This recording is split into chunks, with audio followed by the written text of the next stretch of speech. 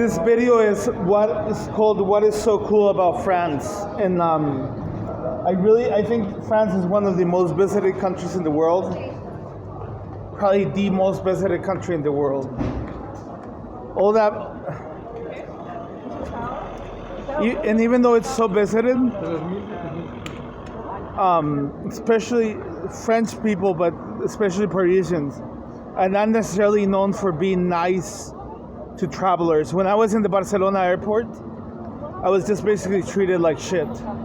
Like, I remember I was about to leave and I didn't have enough resources. And I think it was my American passport. And they basically wanted to keep me there. And I thought it was basically targeted only at me because I looked broke and I was American. But then there was this wealthy British guy who was experiencing the same treatment. So it just seems like Spain and France are just very nasty at treating tourists. Yet they can afford to do that because there's so many tourists that are going there. And I talked in another video, why do people go to Spain? Like, the reasons are fairly obvious. It's like the sun, the culture, relaxation. It's not extremely expensive, but France does have also a lot of sun, but that's not necessarily why people go there. People go there because of the French culture. They want to see the castles. They want to try like French cuisine. And France is really France is with Britain and with Germany and Spain, some of the most influential countries in contemporary history. That being said, like the influence that France has over the world has diminished. Same for Britain, same for Spain, especially for Spain. Spain just exercises a lot less influence that it originally had. Britain still has some influence. But why do people are so excited about France? And one of the ideas that people have is like, if you understand French culture, if you are slightly French, then you're very refined. Like, you know how to talk. You're not debaucherous. You're not crude, rude. I mean, I think a lot of people tend to think of like some other cultures, like, for example, maybe the Americans or the Russians are much more aggressive cultures, kind of cowboyish, but the French would not fall into this category. So this appeals to people, like the idea of like well-crafted sentences, being very polite, not being over-aggressive. And I think that's one of the reasons why people are just interested in like in this particular part of the world. France's geography just in general has a lot. Like, if you are in France,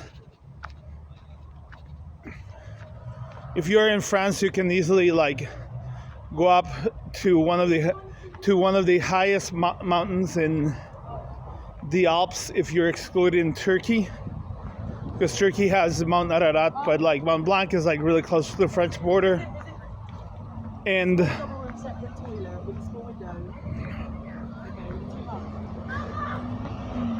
France is also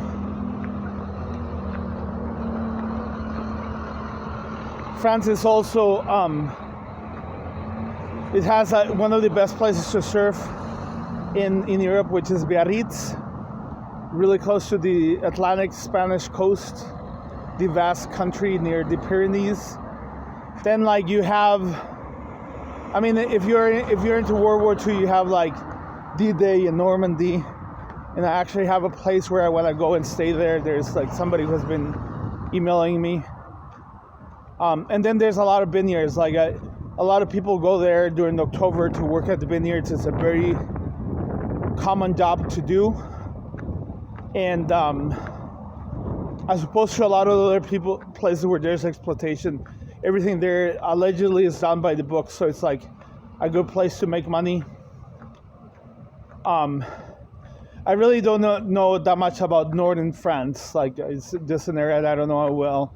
I heard Marseille is good, but I actually haven't spent that much time in France, even though I know Paris.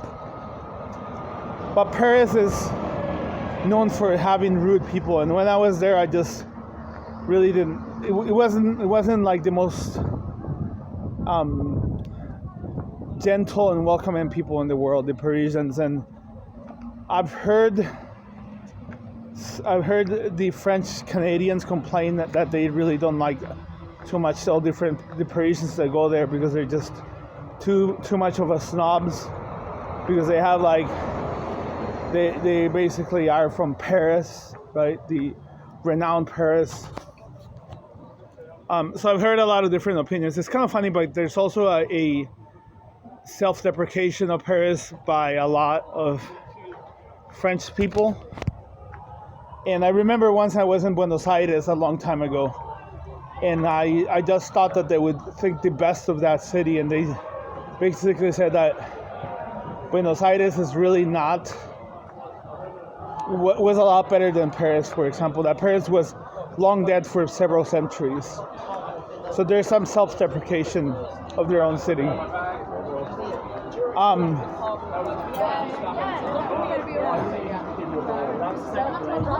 I personally think that France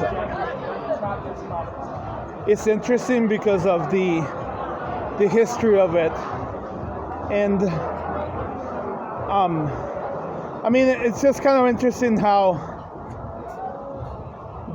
during the Romantic times, the area of France was like a little bit hard to conquer for the Romans. So the Gauls at the time, that's how it was called, they just possessed quite a lot of resistance. And this is, I mean, if you've seen Asterix and Obelix, you can learn a little bit more about, I mean, according, like, it's a fable that talks about like how they're fighting against the Romans. But contemporary history had a lot of art and a lot of enlightenment coming from, not entirely sure if it's contemporary history, but recent times, especially the 1700s and the 1800s. France was a hotbed for a lot of new ideas, new currents. Hey, how's it going? And the French Revolution is like really one of the most important, most relevant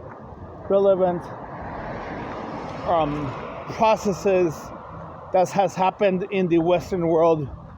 And it also influenced all other parts of the world, because a political structure that had happened during a really long time, the monarchy, was basically and abruptly and violently abolished by the poor people.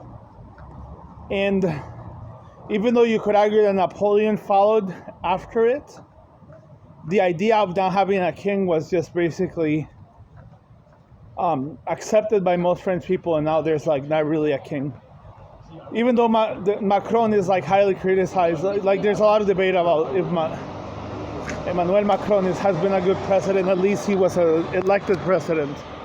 And French people don't really have to argue if it's worth having a monarchy or not, because as opposed to the British Isles, as opposed to England, they don't really have a monarchy.